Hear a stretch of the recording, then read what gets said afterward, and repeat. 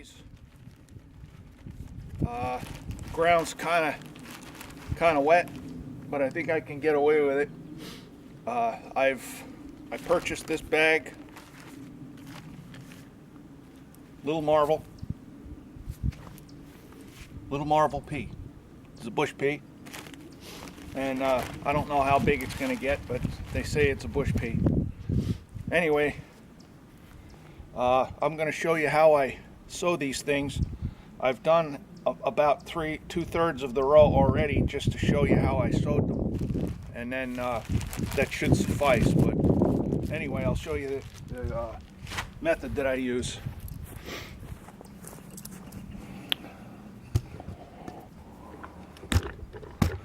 First I very, very diligently weeded this section here and forked it over a little bit and then raked it flat to get out most of the air pockets, because this is going to sink a little bit. And then I dug a trench. The trench looks to be about 8 to 10 inches deep, but really it's not.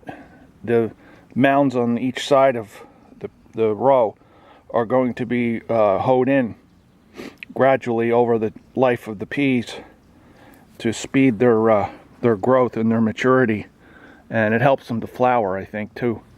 But anyway, as you can see, I sprinkle them in at about an 8-inch span, rather close together, and this helps the peas basically to hold each other up as they grow. And if the pea bushes are short enough, you don't really need to support them.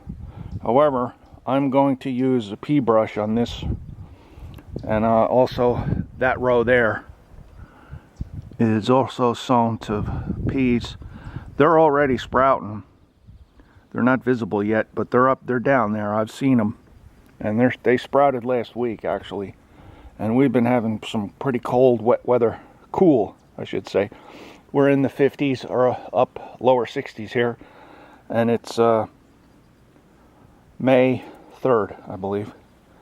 Anyway, what I do is I sow the peas the length of the trench.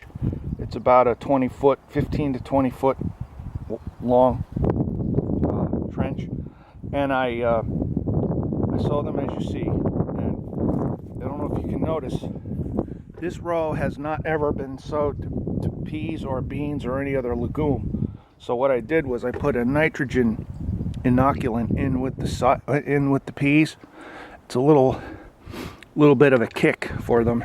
It introduces a fairly high level of nitrogen into the soil so that the peas can grab hold of it as they grow, and it helps them to mature quicker, and they probably flower better.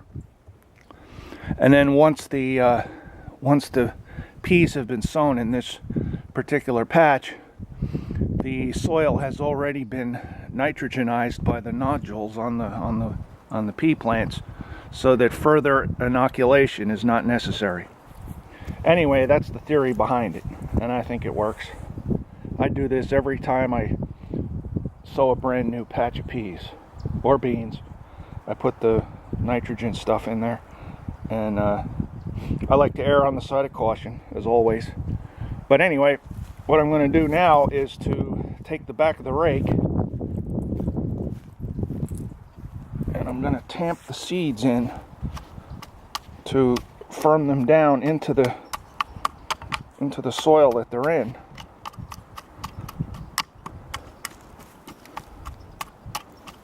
And this little clip is for demonstration purposes anyway, so I'm only going to do this much.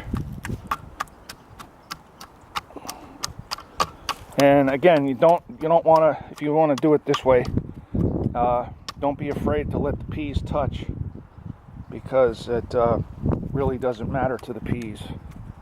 Some people plant them an inch apart in single rows, and I like to save seeds, so that presupposes that you have acres and acres of row that you can plant to peas, and it really doesn't work for me. I don't really sow peas in a row fashion. I like to use them in a bunch like this. But anyway, when you are done with this, then you can see if I can do this real quick. I don't want to run out of time. Then you can gently pull in some soil on either side and cover. You want to cover the peas with about 3/4 of an inch to about an inch of soil. And don't forget, this is loose soil, and it's going to sink as the rain and the wind hit it and the sunshine. The air pockets between the soil granules are going to minimize, and the whole thing's going to sink. And then by that time, your peas are going to be up, hopefully, and you don't have to worry too much. And then when they start producing flowers, you want to hill them up even more, very gently. And I think this helps to speed the harvest. And then, of course, when you are done pulling the soil into the seed, then you tamp it gently, and then you just, this time of the year, you don't have to really worry about watering. Frankly, I wish it wouldn't rain so much. But anyway, that's what I do with my early peas. So thank you, and thanks for watching, and we'll catch you later.